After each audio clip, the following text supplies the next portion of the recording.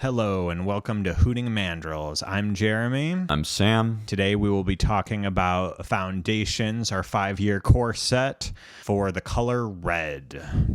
The first card we're getting is Ball Lightning for 3 red. This card is a 6/1 with Trample and a Haste, and at the beginning of the end step, sacrifice this creature. So we've seen this card before, obviously. We've seen a couple versions of this card, but kind of fun, kind of silly to bring it back to just whip 6 damage at your opponent in the damage combat damage arena. Kind of funny.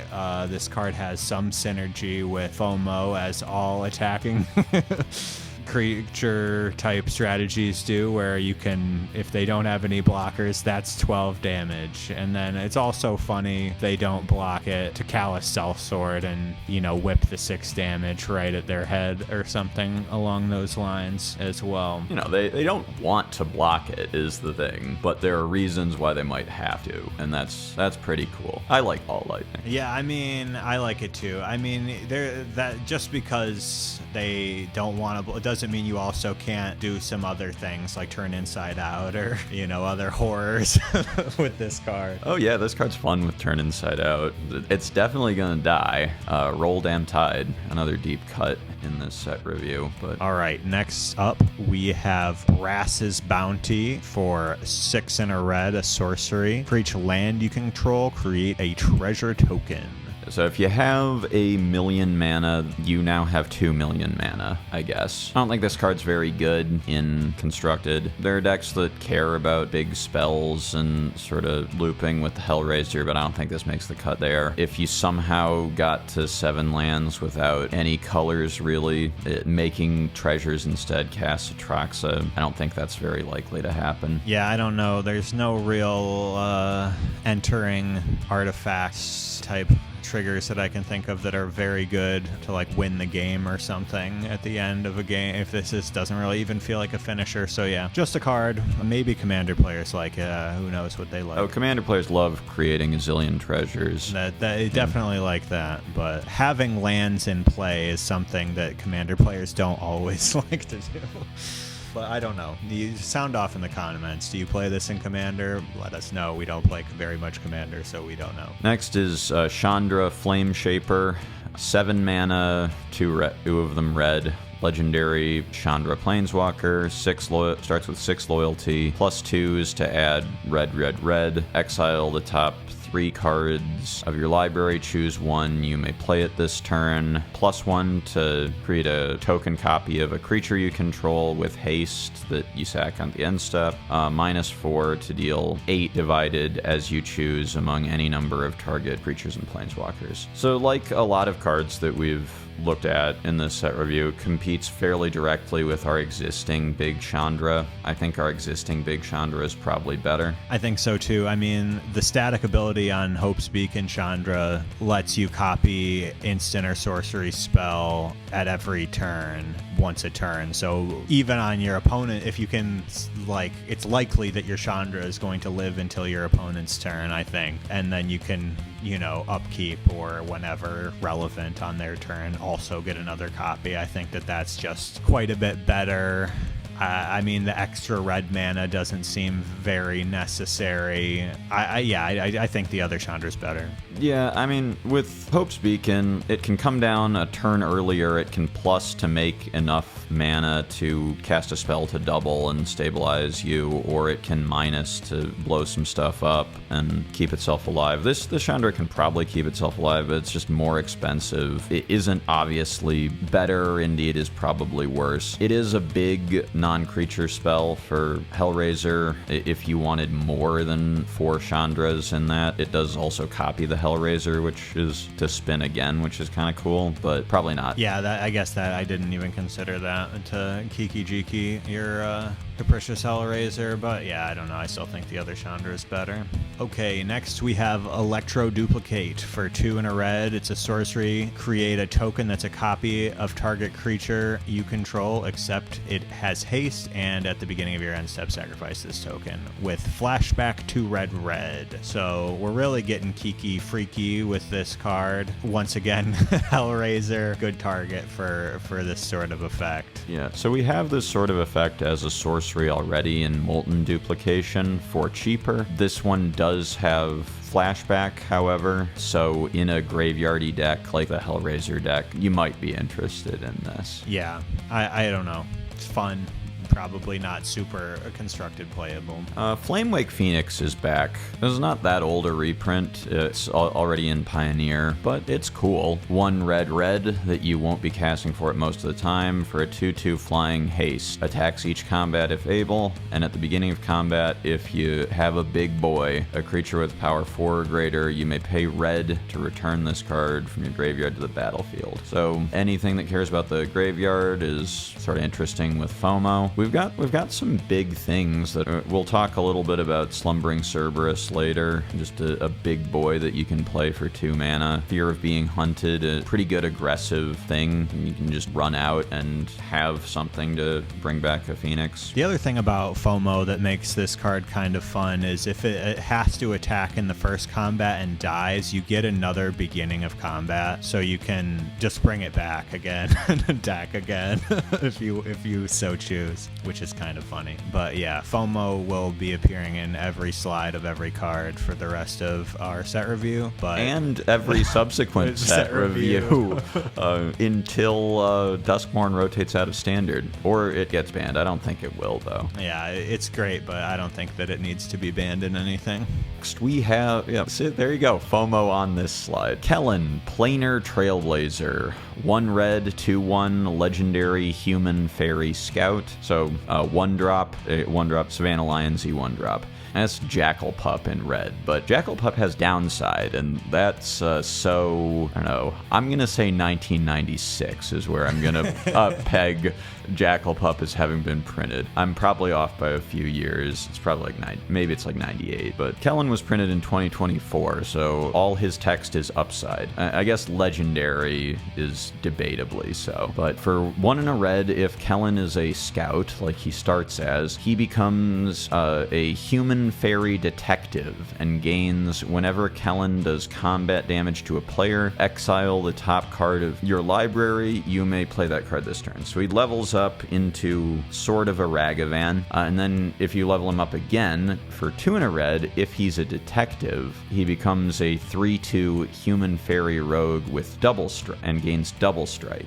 So yeah, if you're not super prowessy in your red aggro deck, then this is a pretty good 1-drop. So the existing red decks probably don't want it, I would say. Would you play a copy? I wouldn't play. I don't think I'd play this card at all, but okay. I see how it could be good, but yeah, I wouldn't put this in a regular red deck, no.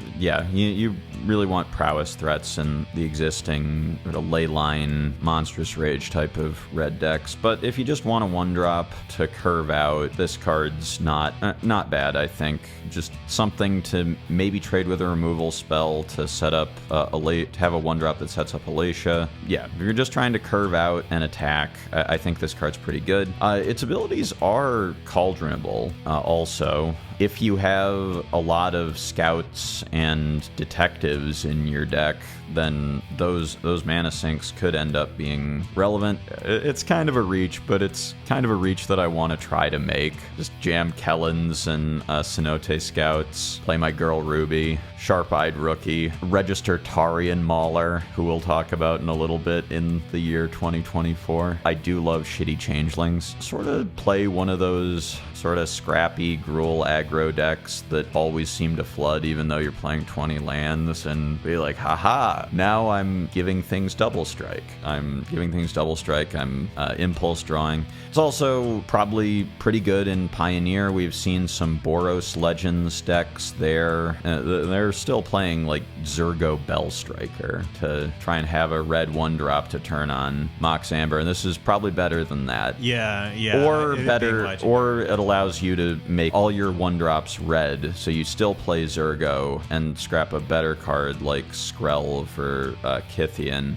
so you can go, turn 1 Kellan Zergo or Kellan New Norin, or you play, or in Bard class, it's cheap enough to be free if you level up the Bard class. It's turns on Mox Amber, does things. Yeah, so my problem with this card is that the first level up doesn't do a ton. You've spent 3 mana on your 2/1, and you just have to hope that it's getting through for damage. No trample or anything, just vibes. Just a 2/1 for 3 that maybe lets you see an extra card and play it. I do think that your Agatha's thing is kind of fun, but I don't see this card being very good. I love Double Strike, but at that point, you've spent 6 mana to get a double striker. I don't see it, but maybe you'll find a more effective way of playing this card. All right, so let's have Kellan ride off into the sunset and talk about some goblins. Got a new one, Searslicer Goblin. 1 in a red, 2/1 raid. At the beginning of your end step, if you attack this turn, create a 1/1 red goblin creature token. We've also got Dropkick Bomber, who I didn't know was going to be in the main set when we talked about him in the Jumpstart review, but is probably a better standard card than it is a historic card. Oh yeah. And Krenko's back. Krenko Mob Boss. 4 mana 3/3 legendary goblin, taps to make goblins for all your goblins. Yeah, I mean, I think that goblins is at a little bit of a tough place right at the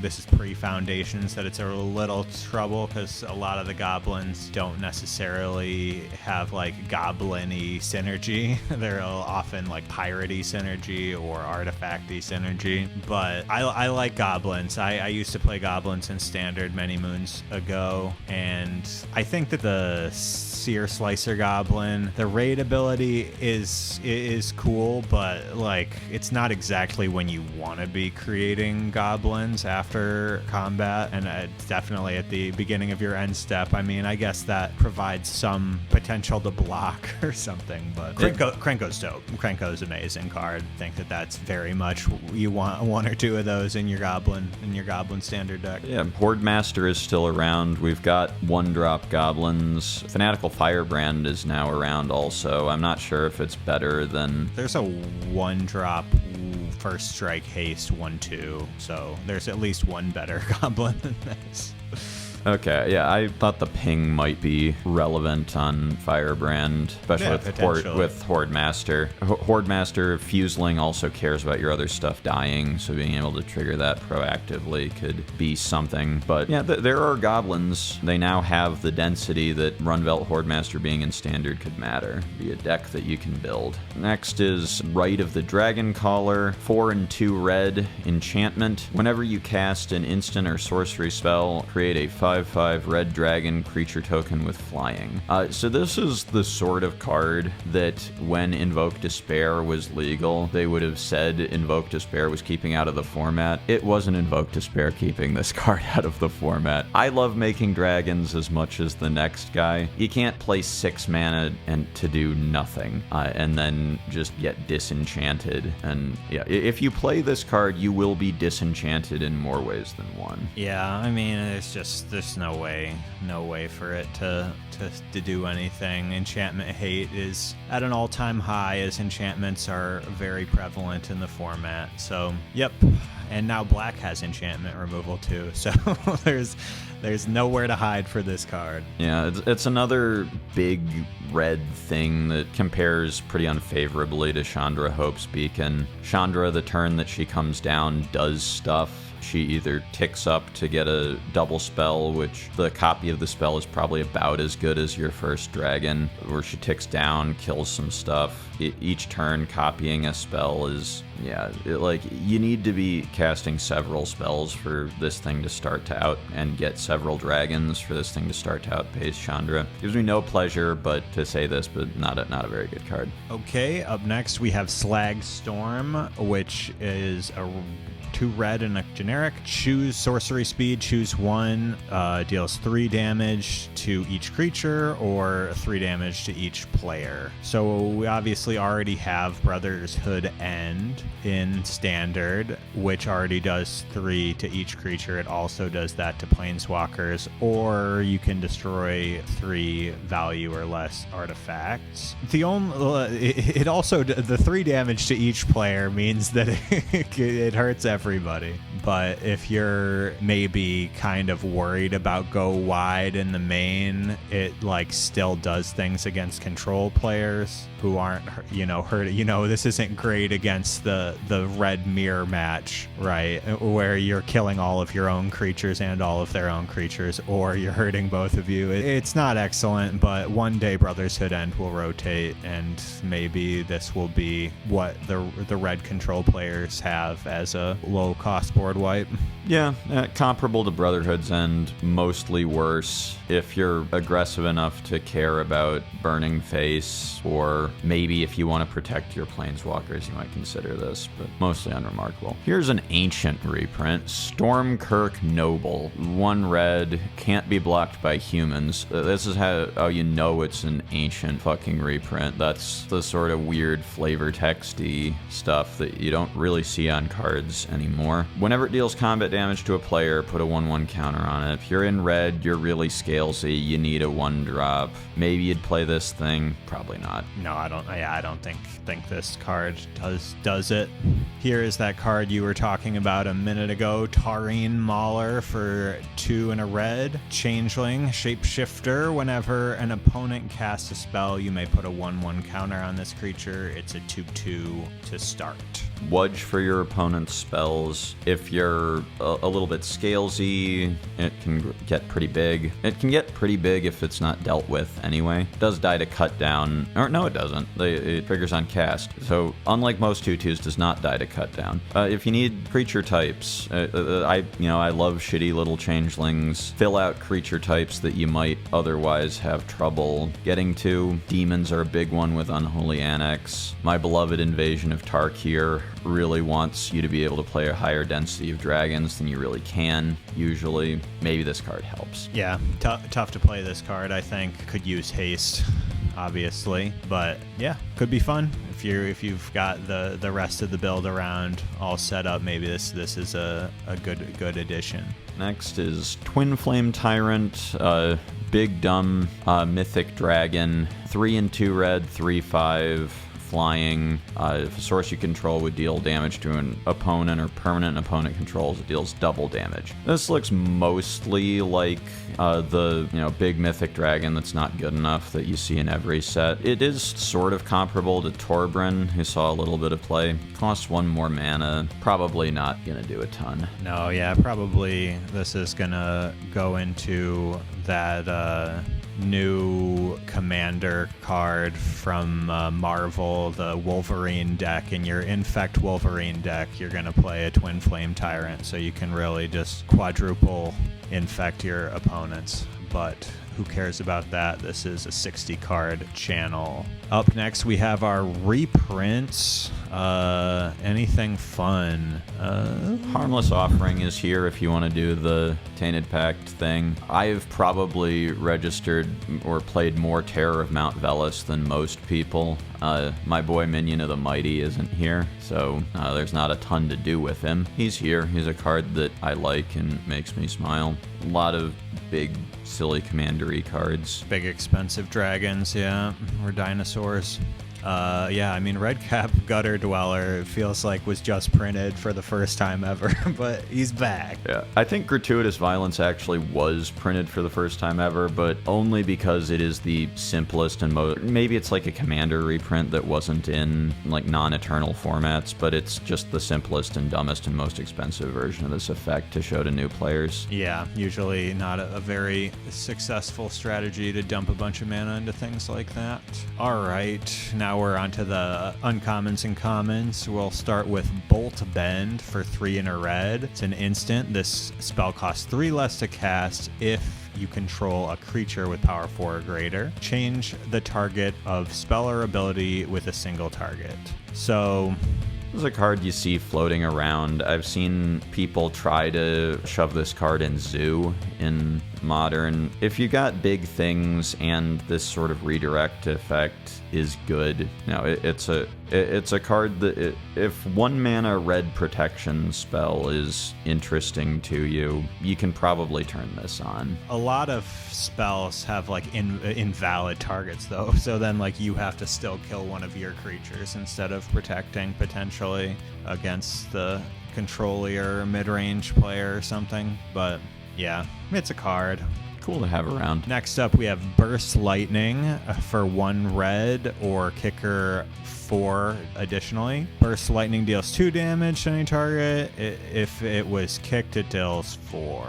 So we've seen a couple other burn cards. I mean, just like this is better shock. It's not better than Torch the Tower, obviously, with the exile effect. But if you sometimes need, if your deck is like, I'm going to hit him in the face, this is decent. And, you know, sometimes kicking it at the end of a game or something, if you flooded and then top deck this Burst Lightning is not negligible use. Yeah, pretty much. If you are really bad at bargaining, maybe you would play this over Torch the Tower, but mostly if you're interested in burning face. Even if you can't bargain, Torch the Tower is usually fine because, I mean, obviously if you don't have it before they use a Monstrous Rage on their Heartfire hero, then you need a bargain, obviously, but in a lot of situations, it's just good enough. All right, up next, we have Bulk Up.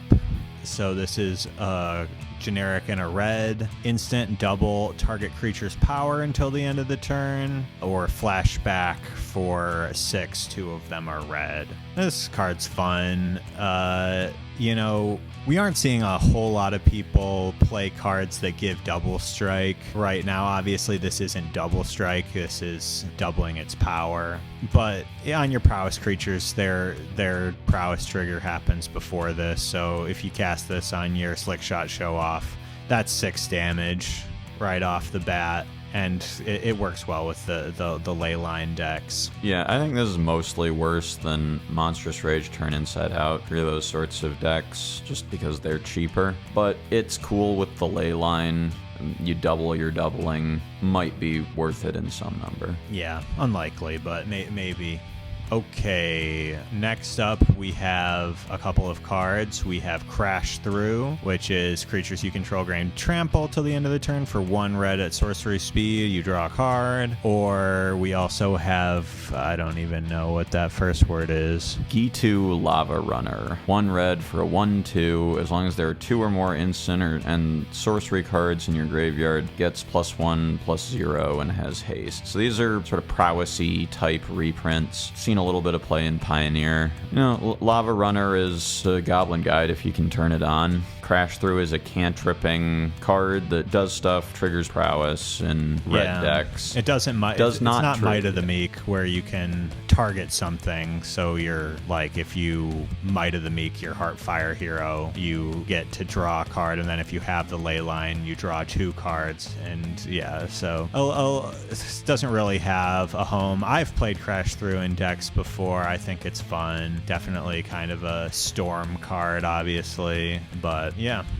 Impact Tremors was not in Standard, is now. War Leader's Call is Impact Tremors and Glorious Anthem together. Neither of those is worth a card on their own, so if you're trying to play a version of this effect, you're probably playing War Leader's Call. Totally agree. I think War Leader's Call just does this, but better. Not much to say about Impact Tremors. So next is Crackling Cyclops. Common Cyclops Wizard, a 0/4, 2 and a red. Whenever you cast a non-creature spell, this creature gets +3/+0 until end of turn. I don't think this card's great. It is a new card for Pauper. Being 3 mana is probably the kiss of death, but it's a Kiln Fiend effect that does trigger off of non-creature spells generically, so like Lotus Petal type stuff. There was the Cyclops in MH3 that prowesses and also deals damage equal to its power when it dies, as far as like a big thing that you might try to fling. This card's probably not good enough, but it's sort of neat. Yeah, this card's not playable, I would say, in any real format. Even probably difficult in draft, because prowess isn't usually very powerful in draft, but it's basic card. I like Kiln Fiend, but Kiln Fiend also kind of on the way out. Emberheart Challenger, just sort of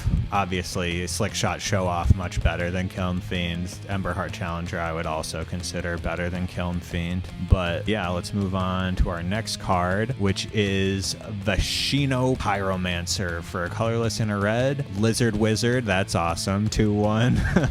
When this creature enters, it deals 2 damage to target player or planeswalker.